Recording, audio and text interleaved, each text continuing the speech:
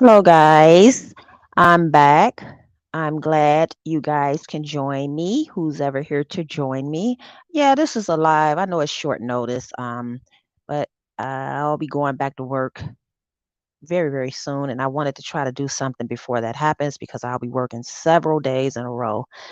So, Tiff was in a live stream the other night, and we were kind of going back and forth about Black beauty supply businesses.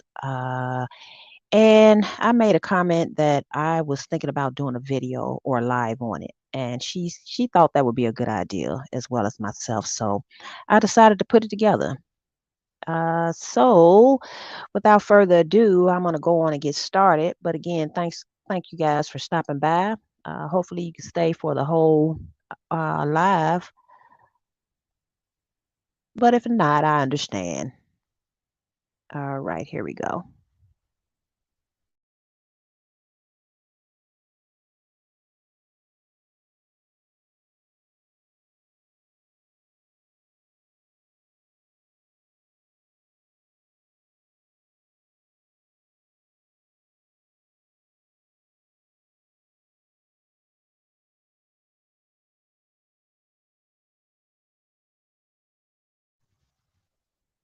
Okay, so this right here, this is a site that I found, and what this site does is it's like a research company called MINTEL, and basically what it does is it does research on all type of industries, different markets within the industries. So this one happens to say black consumers beauty uh, trends in the U.S. 2022. So I did a lot of screen capping, but I wanted to come to the actual site to show you guys. The description to this site is in the description box of this video, but I wanted to come to the main site, the actual site, and show you guys, what's all in here. So this is basically like a table of contents, and it gives you the overview. And if you hit on each of these tabs, it opens up and explains, what the topic of each overview is. So let's see. For instance, like market factors and context, it just explains that, gives a little breakdown of what it'll be covering and different things like that. Black men's grooming. Yeah, so I thought this was a pretty interesting site, and you can type over here in the search bar, like, again, I screen capped some things, but I'll do it while I'm here. So to begin, I typed in black hair. No, first I typed in white hair, and nothing comes up, if you guys can see, right? Then I typed in black hair, and you see two topics come up, right? So then I went back and I typed in just hair, And you see there's a whole list. However, it doesn't uh it's not specific as to, black hair included. And I clicked on a few of these and no, black hair is not included. So, of course, this is a another persuasion talking about their hair and things of that nature. So we have our own specific category of research, black hair. And there it goes again. Okay. So again, I just wanted to come to the actual site, Mintel, and show you guys. I'm not really looking at the chat right now because I don't want to get unfocused. Okay. I want to kind of spend more time on what I presented for you guys. But hey to everybody in the chat. Defrauding was first. I see you. Thanks for coming over, Defrauding. I see Spotum, beautiful Bernice. Hey, how is it going, lady? Long time no see. QT, we're here. Thank you, QT. See Josephine in the house. Thanks for joining. All right, appreciate you guys. So let me close that last window out.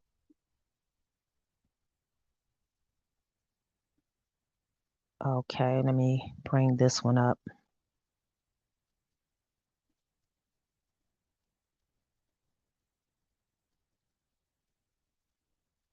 So this that I'm going to play, this is like a video. I know it has like a little short commercial before it, so bear with me. Hey, Miss Murph, thanks for coming over. Appreciate that. Okay, so this is from CNBC. Copyright. Disclaimer, hopefully they won't shut me down for using their material, but this is for research, educational, and critique purposes. So this is the black hair care industry generates billions, but the U.S. is missing out on the market. Now, this is a fairly old article here dated back August of 2018. However, of course, it's still relevant. So I'm going to play this video.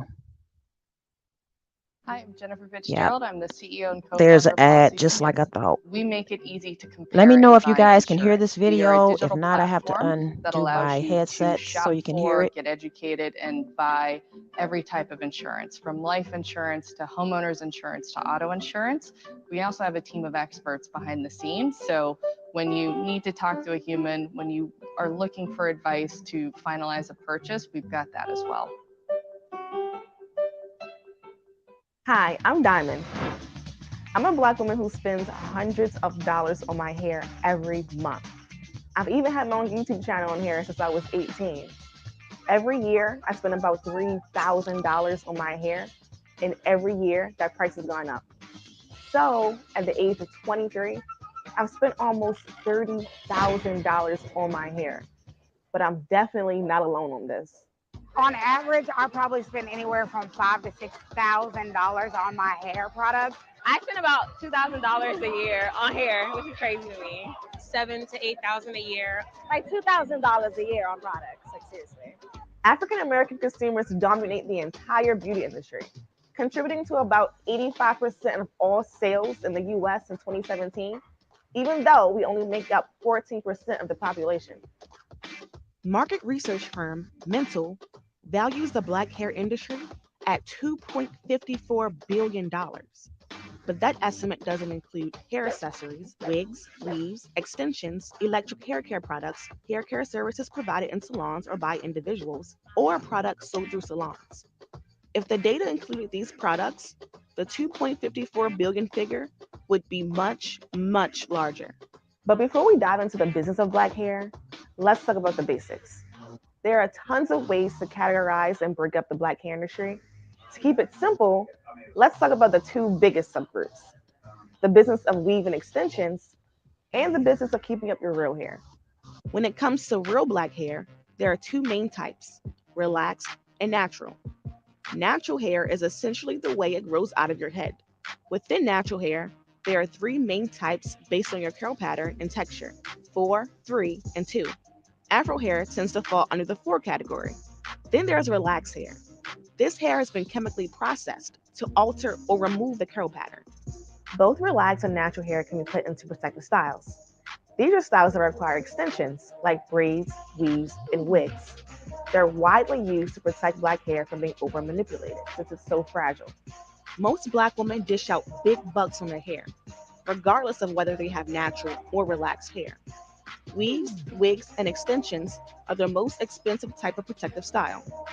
Depending on the quality of hair, a weave or wig can run you anywhere from $200 to $2,000 and anywhere from $50 to $300 to install it. Extensions aren't the only products that black women spend hundreds on either. While it may sound counterintuitive, one of the biggest driving forces behind black women spending so much money on our hair is the natural hair movement. While almost every aspect of the hair industry is on the rise, the sale relaxers are down 26% since 2006.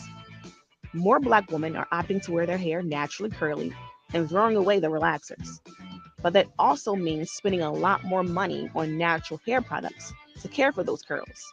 Yeah, I spend so much money on my hair because I feel like I have to.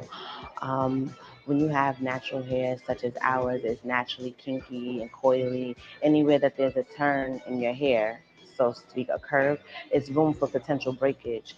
Black women can sometimes spend hundreds a month on their hair because it's harder to maintain the health of it compared to other demographics. The curlier your hair, the drier it is because the oil from your scalp has a hard time reaching the rest of your hair strands, which inevitably leads to breakage. A lot of our clients, especially, come from a point of being product junkies.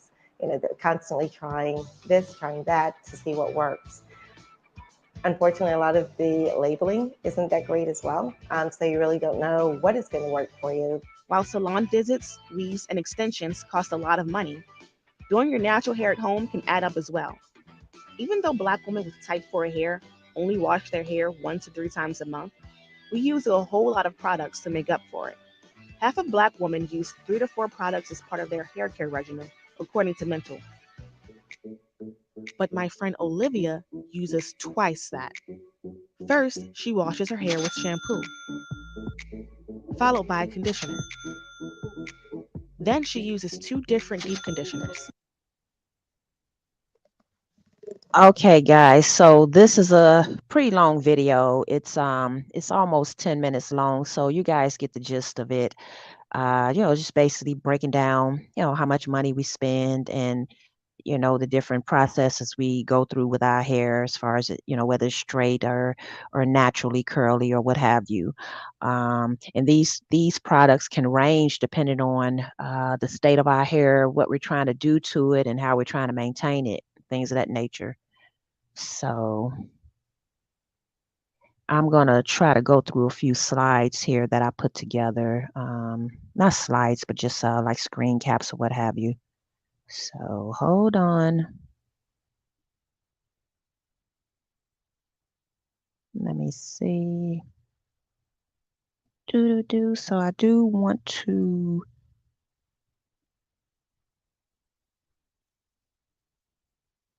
uh probably better display this one first. Dang, I hate that. It's like you opening up everything but what you actually trying to open.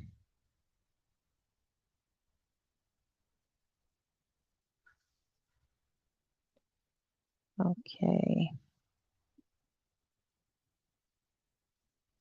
All right, let me go on and share that right quick. Okay. I wish it was some way I could just let it stay up here throughout the whole live stream. Okay, let me get over here.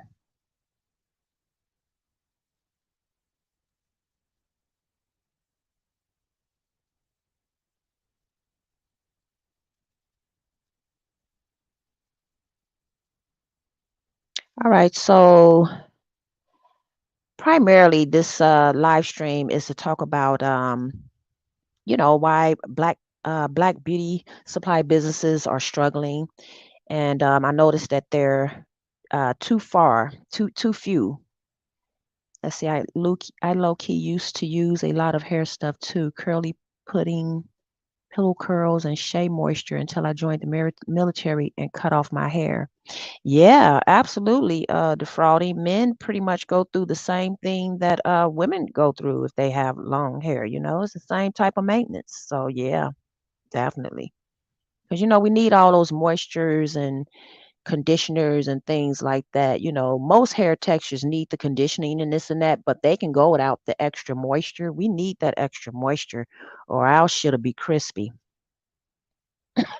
and start breaking off and stuff. So yeah, I wanted to talk about this little nice little Korean family here. I made a post similar to this back in 2009 when I was on Facebook. I'm no longer on Facebook, Instagram, Twitter, any of those social media platforms. But yeah, so this little nice little Korean family, they want to thank you guys for you know, uh, allowing them to send their children, through college and their future generations through college because they now have the monopoly on black hair care, and that's a fact. Yes, they have the monopoly. So again, this company Mintel, hey drama, thanks for stopping by. So this company Mintel, it says experts in what consumers want and why. Market intelligence is what sets us apart and what defines us as a brand. It is at the heart of our business, taking its name from an amalgamation of the two words, which of course is market and intelligence. Intel to come up with Mintel. So that's the site I showed you guys earlier where I was, scrolling through. These are just some screen caps that I got.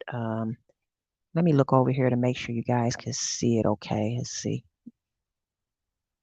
Yeah, yeah, you guys should be able to see that okay. Let me see.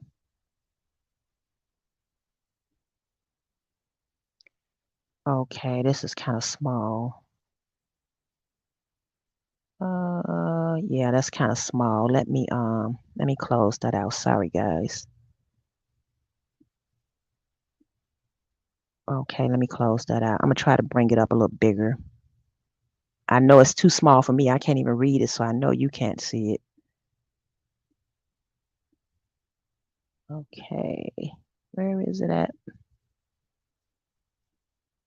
Mm, dang, I closed the whole thing down. Okay. Okay, there it is.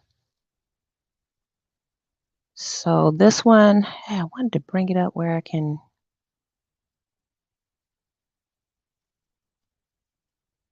zoom in on it.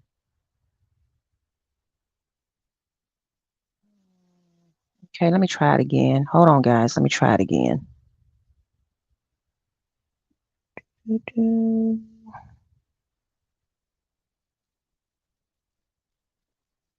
That one might be it.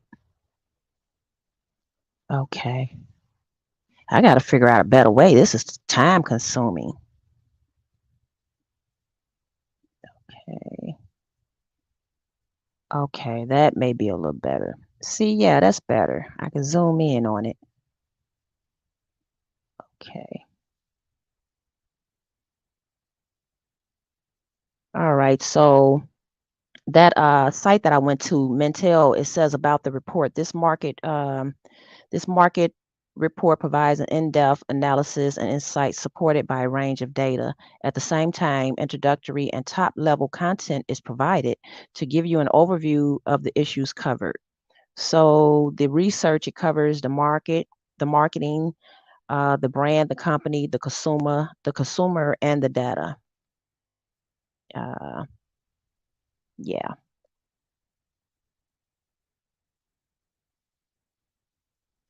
Okay.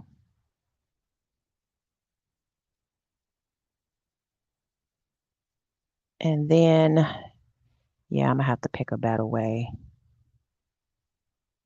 Uh, oh, I want to show you this too. So that report, that site that I went to, you can download a whole PDF file on the report that they came up with. once the research was done and everything completed. So there's a whole PDF file here that you can download, and all the information that I screen capped and was going to provide for you guys is in this PDF here. And basically, let me see, black hair care, including the impact of COVID, U.S. August 2020. Uh, it just includes the impact of COVID. So they were able to study, black hair care, and how COVID impacted the market with the spending and things of that nature. I mean, the report is really in depth. Okay, it has the market key takeaways, hair care regimen, estimated spending expected to be flat in 2020 to 2021. Styling segment drives greatest share of regimen spending, but forecast to fall through 2025. So, this just shows you that our hair, and what we spend for our hair. I mean, this stuff is highly researched and documented. You know, because like the first video I showed you, the topic of that video was how the U.S. was missing out on so much money via the black hair industry. So let's see. Or did I show you that one yet? Let's see. Let me remove this.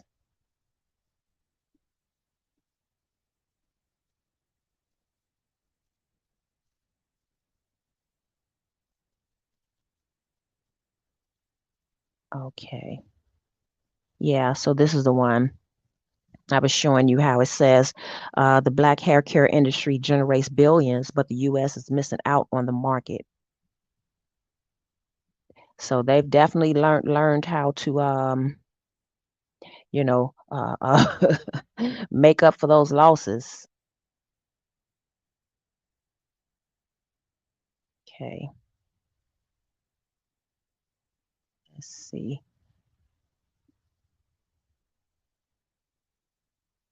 Mm, let's see. Yeah, I had a lot of screen caps from that website, Mental, but I don't have to go into it. I pretty much showed you guys kind of like what it covers and everything.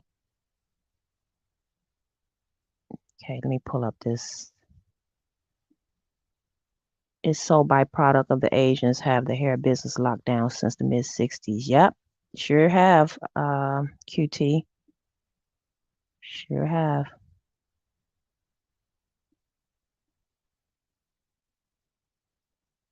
Okay, so this one is the industry that black women built. Okay, I'm gonna try to bring that one up a little bigger. I want to get more in depth with that. Let me see. Industry that black women built. Okay.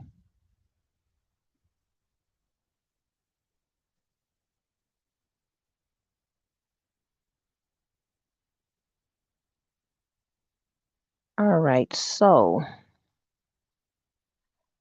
this one talks about black buying power, and African Americans spend 1.2 trillion each year, and that number is projected to rise to 1.5 trillion by 2021. We're in 2022 now, going into 2023, so that figure is much higher. In 2018, the black hair care industry raked in an estimated 2.51 billion, as black consumers have progressively made the switch from general products to those that specifically cater to them. It's talking about 2017, African Americans captured 86% of the ethnic beauty market, accounting for 54 million of the 63 million spent. 2007, we also spent 127 million on grooming aids and 465 million on skincare. That's a lot of money. So this is Essence that wrote this story, saying we're trendsetters. Trendsetters without a pot to piss in, right? Ha. But anyway, black spending on wealth and health and beauty items has led to an increase in offerings that appeal not just to black women but also to the general population. In the past years, many of us struggled to find options that work for us. Okay, we know all about the struggles of our hair and everything. Hey, Miss Dr. Nikki, how you doing? Yes, a lot of money defrauding. Lots of money, yep. And I'm really just touching the surface here. Okay.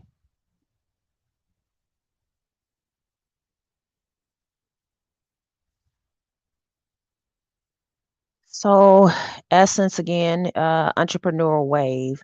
We all know and heard about Madam C.J. Walker, which says the Black beauty entrepreneur is nothing new. In the early 1900s, Madam C.J. Walker became a self made millionaire thanks to her hair care products. Her teacher, Annie M. Turnbull, Pope Malone, wow, another Black beauty millionaire, is credited with being the founder of the Black hair care industry, according to the Black owned Beauty Supply Association. Okay, let's see.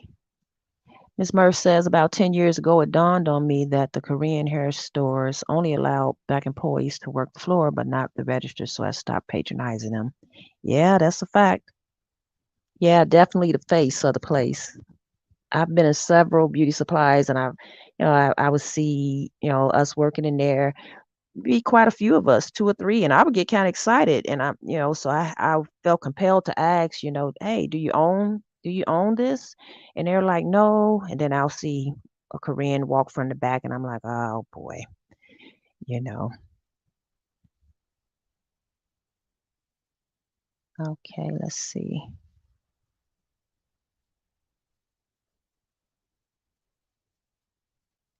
So I'm gonna try to get to some of the reasons these things happen. Let's see. Catch up with. I'm skipping over a lot of slides, guys, so I'm trying to get to the nitty gritty. Uh, let's see.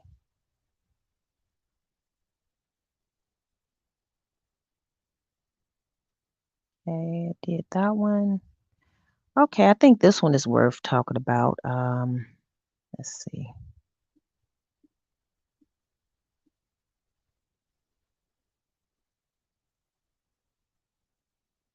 Okay, you guys can see that one.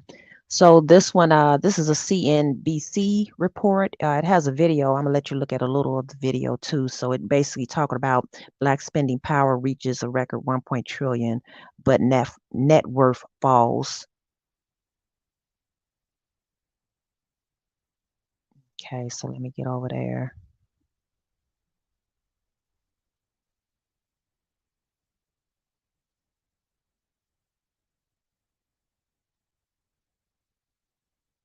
And again, this one has a video, probably with ads. Now for Oh, our okay, Equity and we're good. Opportunity series, and Frank Holland joins us this morning with a closer look at the growth in Black spending power. Frank. Hey, good morning to you, Andrew. Black spending power reached a record $1.6 trillion in 2021. The ability to buy, save, and invest more than doubling since 2000. That growth exceeding the full U.S. economy, but actually lagging other ethnic groups, Latinos with a 288% increase, Asians with a 388% increase in spending power. However, other groups, they've also seen an increase in their net worth. Black Americans instead have seen their wealth actually fall by 14%. And with the S&P gaining 27% last year, the value of U.S. homes increasing by 31% last year, many Black leaders are asking the Black community to really rethink how it spends. Save money to purchase the most important asset you'll probably ever own, and that's your home. And that to me is equally important. As I said, I'd put it right up there with arguing or campaigning for or supporting voting rights. I would love to see us spend more money in the stock market. Instead of buying the hottest new thing, buy the stock of the hottest new thing. And that's something that is something that you can also pass down generation to generation. Home ownership is typically the biggest wealth builder in the Black community. That's actually fallen more than 3% since 2000. And annually, Black families accumulate $300 billion less in wealth than white families, and they save $75 billion less. The racial wealth gap now at more than $11 trillion. Back over to you. Wow. Frankie, the Did y'all hear statistics are that? startling and fascinating in so many different ways. Do business leaders and other experts have thoughts on how to stop the trend and what's really behind it? Yeah, of course. I mean, some of it is simply allocating more capital to assets that at least have the potential to appreciate, things like houses, stocks, and bonds. Other reasons are systemic, and that's why about 1 out of every 5 Black family has a negative net worth right now. Systemic issues, redlining in housing, disparities in education, and other issues that are going to take a longer time to address. Wow. Okay. All right, that one. So yeah. So even though we spend a lot, they're trying to say, our net worth is well, we know that, Okay, let me Okay, covered that. All right. So, bring this up.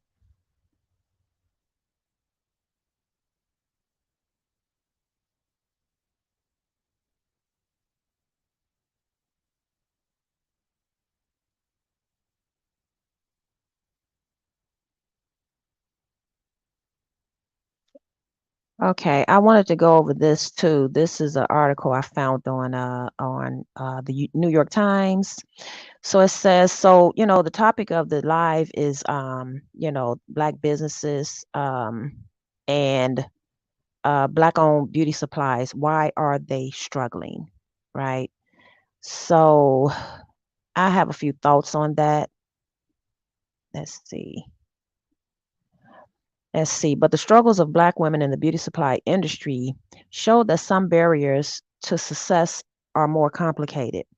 In interviews this summer, Black women who own beauty shops in Dallas, Buffalo, and Sacramento said they were constantly denied accounts with major Korean owned suppliers. Again, interviews this summer, Black women who own beauty supply shops in Dallas, Buffalo, Sacramento, and I'm sure several other locations, said they were constantly denied accounts with major Korean-owned suppliers. One woman one of the women said that as soon as she has sent over a copy of her driver's license, the supplier stopped returning her calls. These rejections, the women said, prevent them from stocking the most popular hair pieces, forcing their customers to shop elsewhere. Let's see.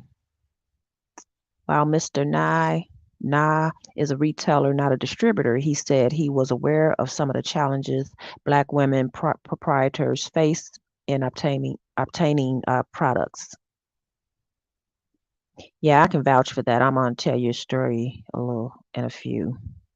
I can vouch for that 100%. Okay. There's another little part to that. So it said, he said Black owners were often unable to rent or buy stores that were physically large enough to allow them to work with the big suppliers. It is nothing. It has nothing to do with racism, said Mr. Na said. He acknowledged that if Black women gained a larger footing in the beauty industry, they could seriously challenge the Korean businesses. It is competition, Mr. Na said. Eat or be eaten. Y'all hear that? He said it's competition. Eat or be eaten. He says nothing to do with racism. He acknowledged that if Black women gained a larger footing in the beauty supply industry, they could seriously challenge the Korean businesses. Wow. Okay. That's kind of deep, huh, guys?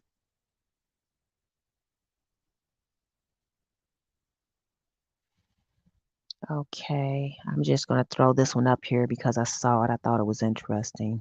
I remember when it happened, but so you guys remember the Rodney King situation back in 1992? The acquittal of the four police who brutally beat Rodney King in 1992 triggered the destruction of Korean-owned businesses and violence directed toward Korean Americans living in South Central LA. Now, I found this very interesting. This guy, he's trying to protect his grocery store, but he has a it almost look like a Uzi, don't it? Yeah, thought that was interesting.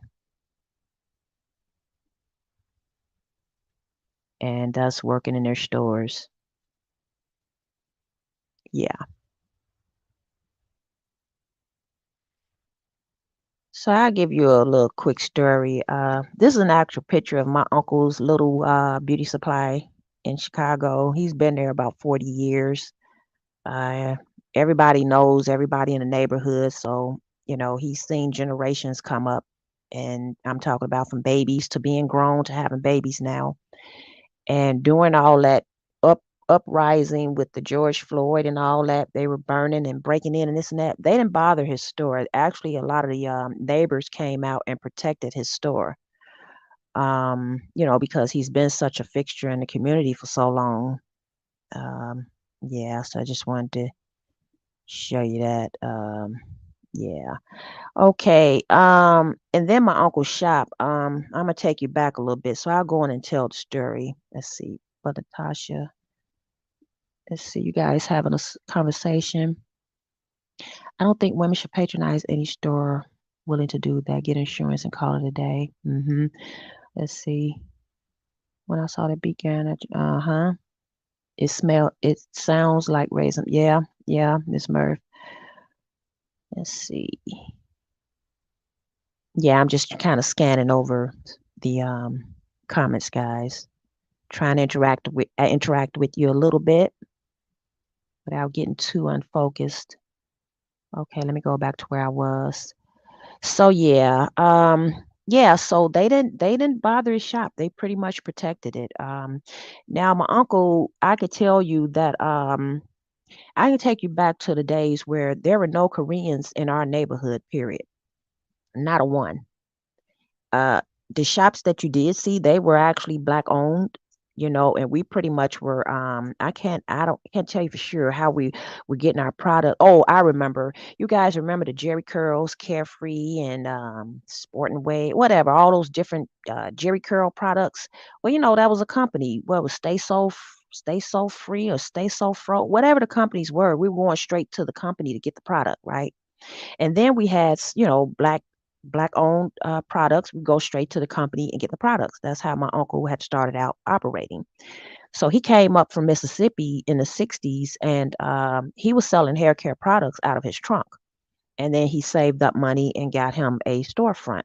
This is just one of three that he had. So the one of three he had, I ended up buying, renting out one from him. So I had that beauty supply for like 3 years. So I kind of have the inside experience of, on the wholesale end and the resale end of the spectrum. Okay. So the story goes with my uncle, there was this guy named Mr. Lee. And I remember Mr. Lee like yesterday. He would come into my uncle's shop, and again, this is back when no Koreans were in the neighborhood or anything. So he would come to my uncle's shop, and I mean he would just linger around, looking at the store, and I'm there, I'm seeing him, and I didn't like that.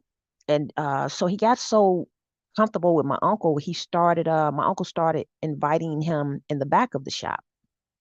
And So he would start up these conversations with my uncle, and finding out where he's getting his product from, and so my uncle would start showing him the books that he ordered from, and this and that. So anyway, Mr. Lee got very, very familiar with the business through my uncle.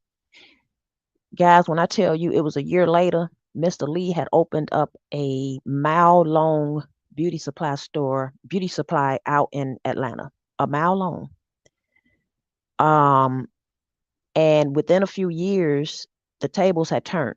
Now my uncle was buying from Mr. Lee, just that quick. That's how quick it happened.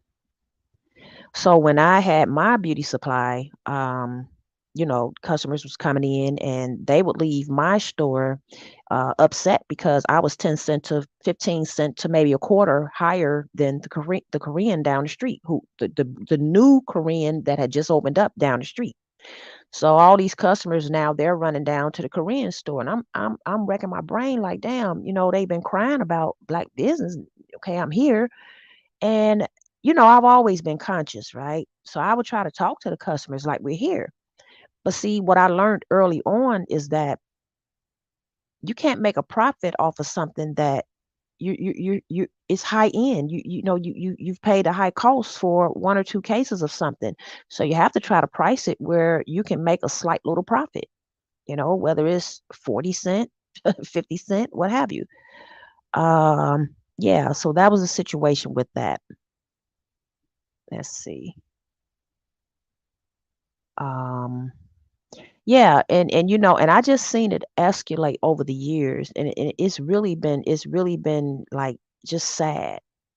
And I try to school people all the time. Like, I mean, I'm telling you guys, there was literally not a Korean in the neighborhood at all, and I literally saw it go from one here, three there, five there, 10 here, to what we have today. And it so yeah, I do my best. I try to shop at my uncle, but I mean he's up in age now. He's in his 80s now, and the sad part about that is I know what's going to happen to the shop. He has two sons, but I don't know what's going to happen once he leaves it to them. And then the crazy part about it is that there's another Korean that's right next door to him. It's a nail shop. And when I tell you they're watching my uncle like a hawk, because they want to take over that beauty supply. So they'll have their nails and beauty supply right there together. And then right next to that, there's a beauty salon, barbershop slash beauty salon, black owned. And I mean, I'm surprised they haven't even gotten into doing the hair. you know, if you guys know a Korean that's doing black hair out there, let me know in the comment section, in the chat rather, because I haven't seen that yet. And I would be floored if I ever was to see that. Yeah, so then people say, well, what's the solution? What is the solution to all of this? That's a that's a good question. Um, I could tell you. Let's see. I'll bring this up. So like I said, I have a little history on it. Yeah, beautiful Bernice. I haven't seen that yet. So I came up with this. It says one possible problem. There may be several black owned beauty supplies in the area, but is it truly black owned? My answer to that is no. I say this because the owner's buying power is limited and or next to none. Koreans make it hard for black owners to have a thriving and successful business, which allows that black business owner to sell their products at a competitive price. Instead, the black business owner has to price their products slightly higher than their Korean competitors because they are not able to purchase in bulk for lower wholesale pricing, which results in being able to resell to its customer at a lower pricing while making a reasonable profit. being able to buy in bulk and purchase in product variety. So not only are you buying in bulk, you're able to expand your selection, your variety of products. Say, for instance, like nail polish. Well, a small business, black business owner might not only be able to afford, but say maybe um, 30 to 50 different colors of one brand. Whereas a large Korean store, they may have 50 different colors of, say, 10 brands. Well, of course, they're going to knock you out the box, and they have the monopoly on the product. So, so us, that same product, well, let me continue reading here. I don't want to get too off from what I wrote. Okay, purchase buying at lower customers at lower pricing while making a reasonable profit. Okay, being able to buy in bulk and purchase in product variety allows the owner to offer more selective products and to sell at lower or competitive pricing, resulting in customer retention. This customer retention allows for monies to stay or circulate within the community because the customers are not shopping outside the community in search of lower pricing and or bigger selection variety of product. Let me know in the comments. Did you guys follow that? Do that make sense to you guys? Where I'm at back in the day, all corner stores were black owned. Then the Koreans took them over. Now they're mostly owned by Dominicans. We can't buy raw hair to make wigs in the US locked out, and it's a trickle down effect. Yeah, and that started in the 60s, QT. They actually put a lockdown on that like in the 60s, you know. So that was one possible problem. I did my best to think about a solution too. And of course, it's easier said than done. But I mean, there are steps that can be taken. QT, yeah.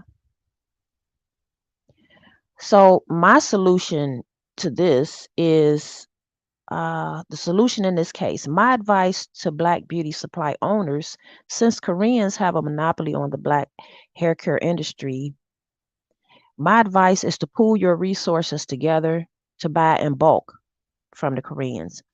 Instead of being limited to buying 1 to 3 cases of an item, because we're small, we're just getting started, we're struggling, we don't have those type of funds. We may just be able to buy, say, a case of gel. We might just be able to buy a case or 2 or 3. That's peanuts. You know how fast that's going to go. And then you got different sizes, right? So, okay, if the different owners, like if they pool their money together, right, and what that does, it'll increase your buying power to buy, say, maybe 15 to 20 cases of an item or more. Okay, with planning, it could be done. I suggest obtaining a professional financial advisor to include multiple Black businesses to help assist in the goal of increasing Black business owners' buying power. Koreans have full power and they have full say over who they want to sell to and how much of an item or items they want to sell. However, I don't see them turning down large quantity purchases. Yeah. So let me know what you guys think about that solution, possible solution. Notice Trump said F them with trading, but didn't address the hair market. Yeah. Yeah, QT. Yeah, so that was just a quick little I won't say breakdown, but just a quick little discussion about the hair care industry. Uh so now I did see where they're trying to, it says save the Black hair care industry. Uh, Many brand companies are replacing smaller Black-owned hair care brands on mass retail shelf space. I don't know. I have natural hair, and I'm wearing it very short now, so I don't buy many hair care products and things. in my hair. I could put some damn water and some oil on my hair and call it call it a day. Okay. So yeah, again, this says save the black hair care industry. Many big brand companies are replacing smaller black owned hair care brands on mass retail shelf space. Let's see. Ms. Murph says it might work as long as racism isn't involved. Check out Aaron Rainan's documentary on YouTube for those who understand and maybe we come up with a plan. hmm Also, when going for these loans, don't put that you are the owner. Give yourself a position so money's coming. Okay, I'm starting locks, so I don't use many products. Yeah, beautiful Bernice. Make sure you keep that that moisture in there. Yeah, okay, QT. I have to check out Aaron Rainan. Yeah, I'll check that out. Well, you guys heard about the documentary where they break down let me see, I wrote it down. Let's see, what is this? The Empire. Let me see if I can bring that up. Might have showed you guys this already.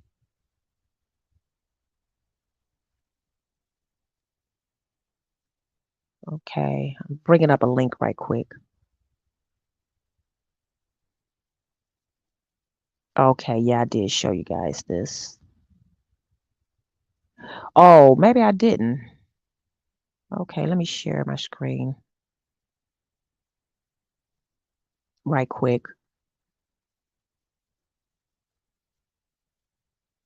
Okay, Inland Empire, Black business owner faces unique challenges of the beauty supply industry. And this was written September 2021. So Black people spend millions of dollars each year on their hair and the products they use to keep it looking good. While there are differency numbers, some push estimates in the amount spent on hair care products to over $1 billion annually. Okay, I want to get down to, see, where is that part? Yeah, QT. So this kind of goes and breaks down. This is a cool little article here. Let's see.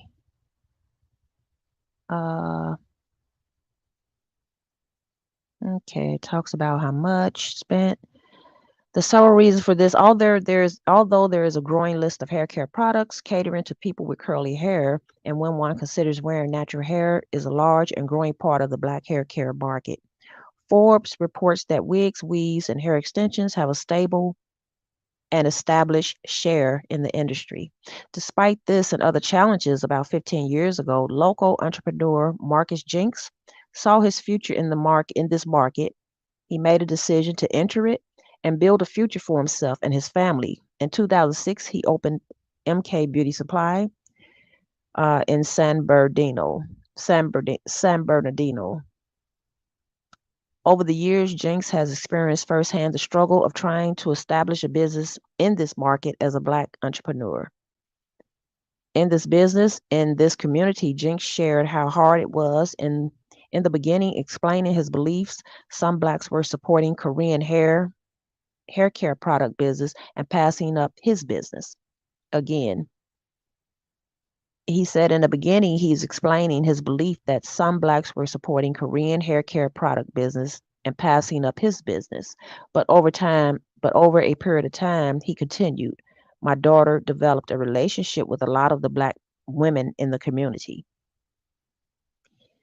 Yeah, you would hope that it would just be a given, but it seems that some of those problems had subsided because his daughter built up a relationship with the Black women in the community. So through that relationship, they started shopping with him, I guess. But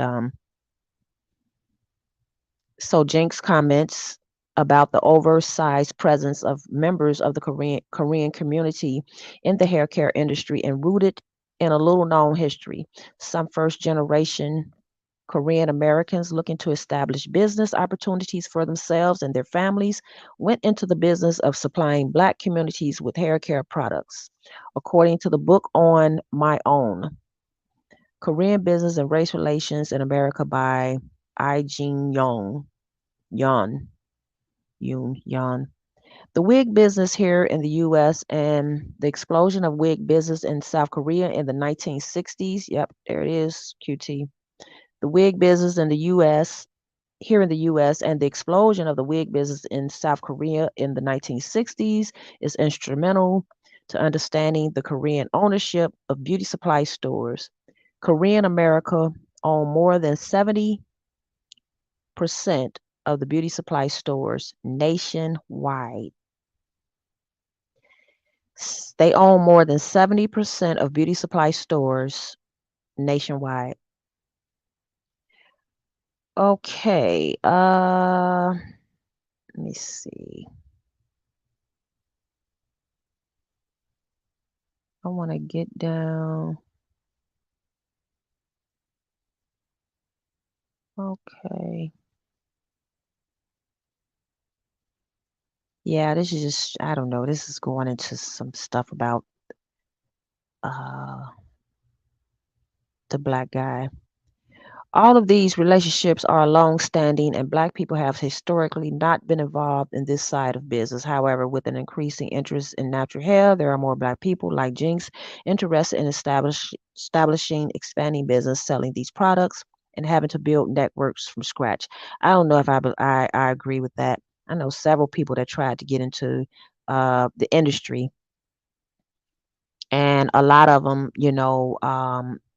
they just they just didn't want to sell them product, or they made it very hard to the point of, they would even tell them, like, to start an account you have to show us that you have $10 to $15,000 to shop with us, just free money, right?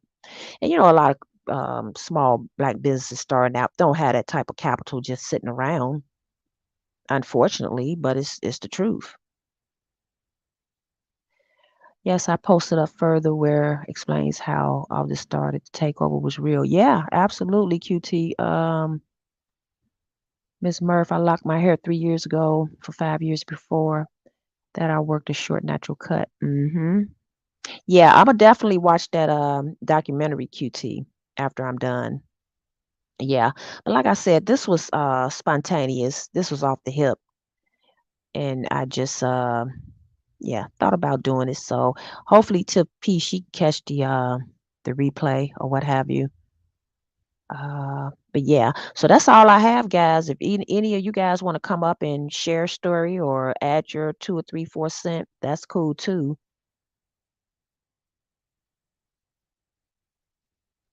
Let's see here. Yeah, any of you guys got a story to tell? Let's see. Yeah, so that's pretty much all I had for that. I appreciate this. I remember we chatted about it. Uh-huh. Yep, yep.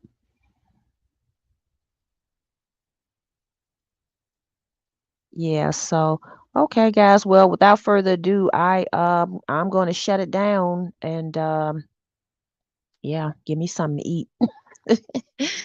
So I have to cook, but I'm listening. No, no, I'm done too, QT. I'm about to go cook me something to eat right quick and I will catch you guys on the next live. Okay. All right, peace guys.